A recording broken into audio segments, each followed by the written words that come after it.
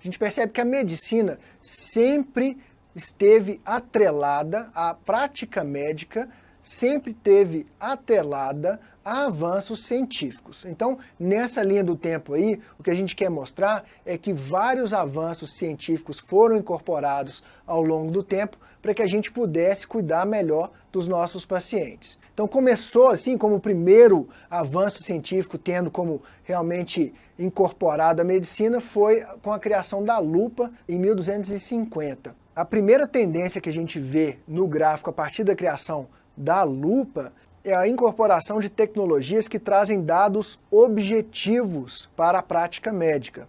E muitas dessas tecnologias sofreram retaliação no início da sua adoção. Por exemplo, o estetoscópio, que hoje em dia é um dos símbolos da medicina, ele sofreu muita retaliação dos médicos na época, que achavam que ele ia transformar a medicina em algo mais impessoal, ele ia distanciar o paciente do médico. A ausculta antigamente era realizada de forma, o médico colocava o ouvido, né, no peito do paciente para escutar, e eles achavam que o estetoscópio não traria benefício porque ele distanciaria esse cuidado médico.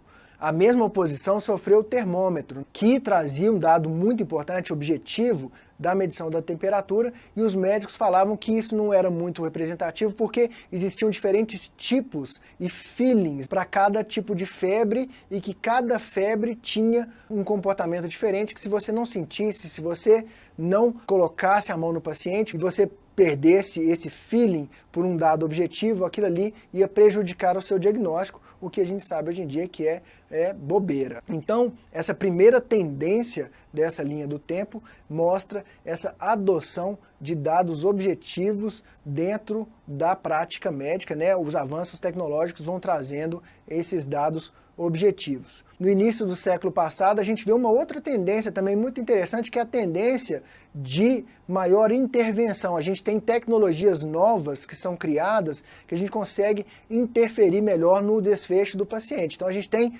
os implantes de marca-passo, a diálise, o desfibrilador, que são tecnologias que vão nos deixar interferir de uma forma muito mais significativa naquela doença que o paciente tem e melhorar o cuidado na saúde. Outra coisa que é interessante perceber nesse gráfico é que na metade do século passado para frente, e principalmente na década de 70, a gente tem a incorporação das primeiras tecnologias digitais para a medicina, né? Que são os primeiros exames de imagem que são necessariamente reconstruídos por computadores, né? Então nós temos a adoção das técnicas de ultrassom, de tomografia computadorizada e de ressonância magnética, que trazem a primeira incursão digital para dentro desses avanços tecnológicos da medicina.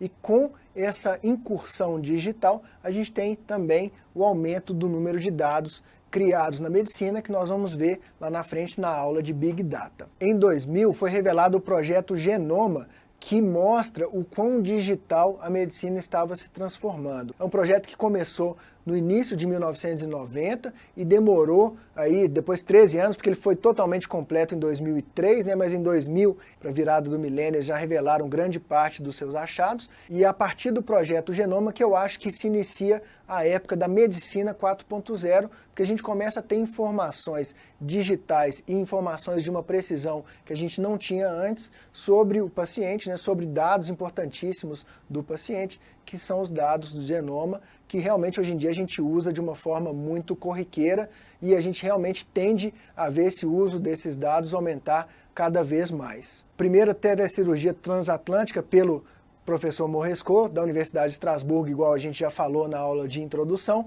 e que realmente mostrou que a medicina poderia ser feita através do auxílio de robôs, né, usando a precisão dos robôs e de forma remota, porque essa cirurgia foi realizada de Nova York a Estrasburgo através da internet. Em 2006 a gente tem um avanço tecnológico muito importante também dentro dessa era digital, que é o genoma oncológico, né? Hoje em dia a gente vê a oncologia sendo a área que mais utiliza essas técnicas de genômica. Depois a gente vê a adoção da impressão 3D dentro da área médica, que também foi um fato importante para essa criação da medicina 4.0.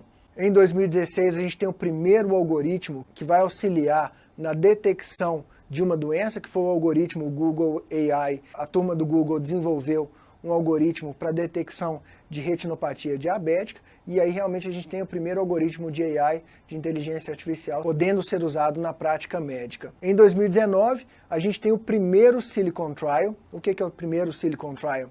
Foi a simulação de uma pesquisa médica dentro de um computador, né? A gente não precisou de passar por todos aqueles passos físicos de uma pesquisa médica, eles tentaram emular o desenvolvimento de uma droga a partir de análise de machine learning. Então a gente tem realmente aí uma alternativa muito viável de pesquisa médica, que é muito mais dinâmica do que uma pesquisa médica feita de forma tradicional.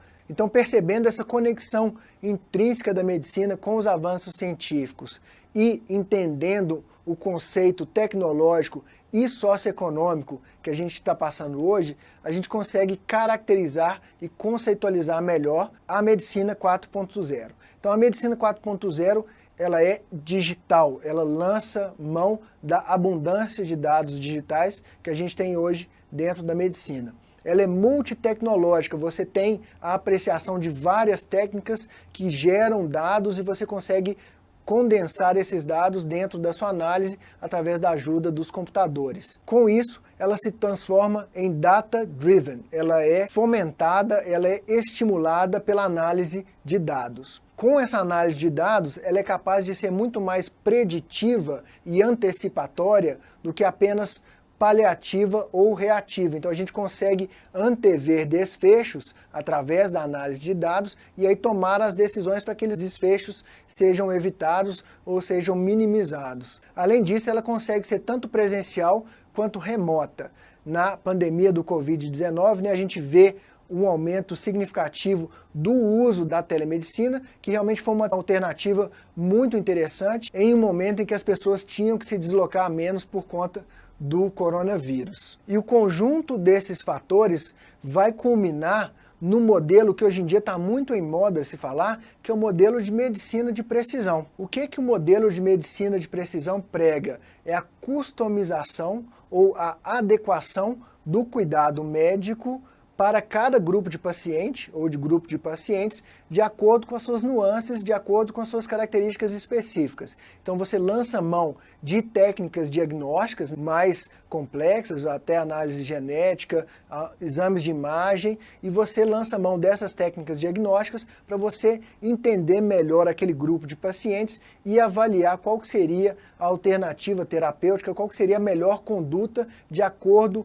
com as necessidades daquele grupo de pacientes. Ao invés de usar uma solução que pega um guarda-chuva de pacientes que não reflete as suas características intrínsecas, a gente tem uma medicina muito mais dedicada para as características daquele paciente que a gente está tratando, para cada paciente que está dentro daquele grupo e que tem as suas características peculiares.